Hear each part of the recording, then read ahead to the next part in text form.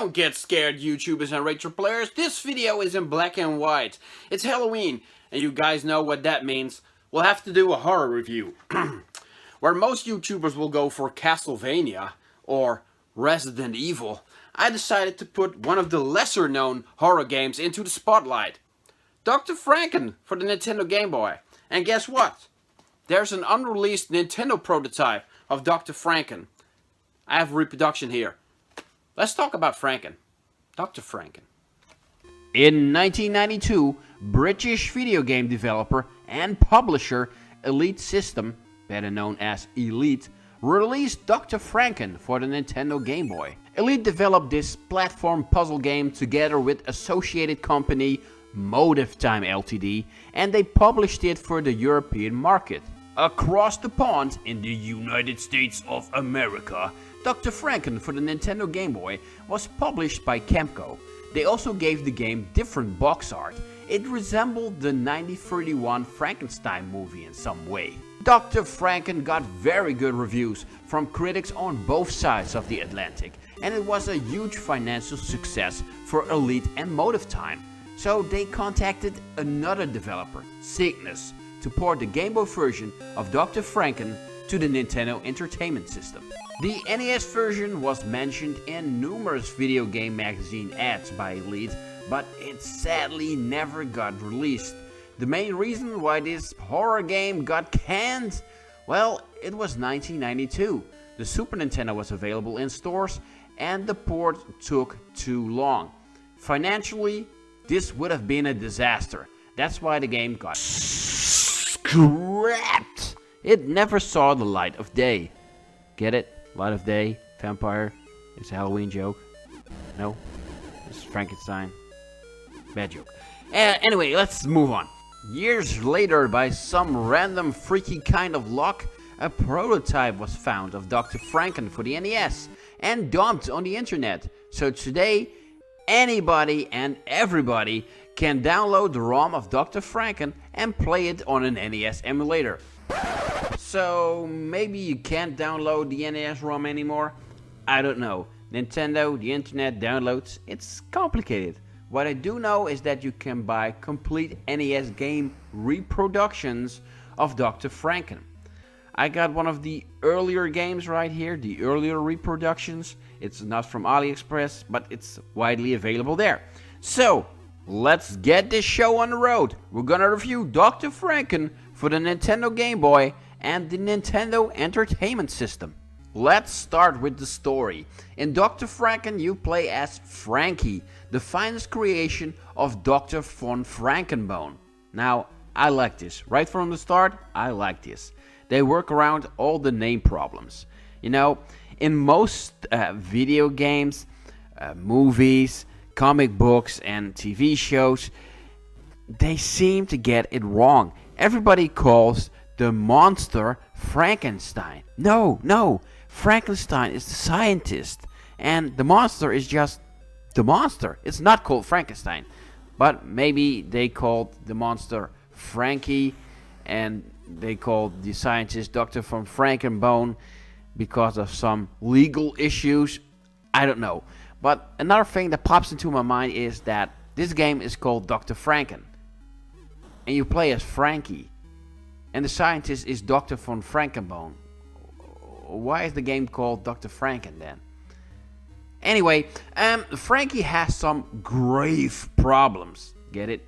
Because his creator, Dr. von Frankenbone, passed away. Aw, that's sad. Franky and his girlfriend, Bitsy, are left behind in the castle. Franky and Bitsy try to get on with their lives, but shit hits the fan when Franky wakes up one morning and finds out that jealous, failed experiments and other monsters that were also left behind in the castle took Bitsy. They cut her body up in pieces, and they spread all of her body parts around the castle, and they destroyed the life machine. Damn, this shit fucked up. You need to help her, Franky. Yeah, do that.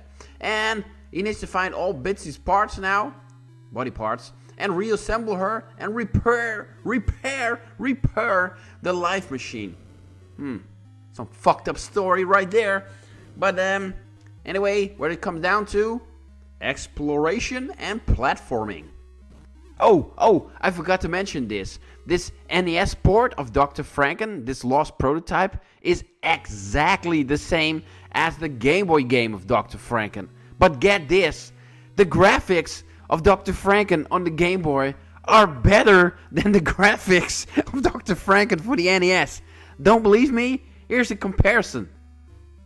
Alright, so in all fairness, this probably has to do with the fact that this is an NES prototype and they still had to redo and re-edit all of the graphics, but it's still kinda awkward.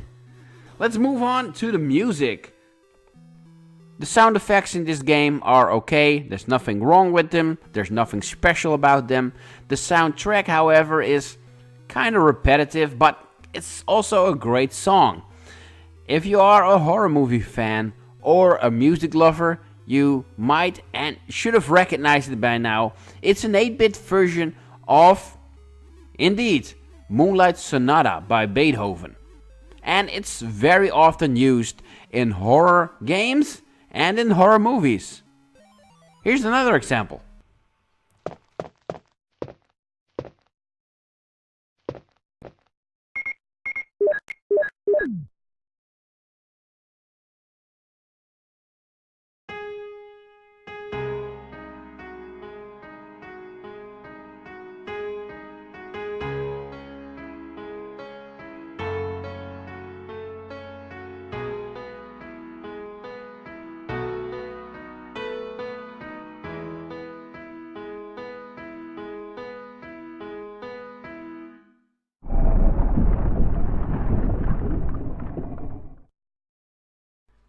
We talked about the music, we talked about the story. It's time to move on to the game and the gameplay.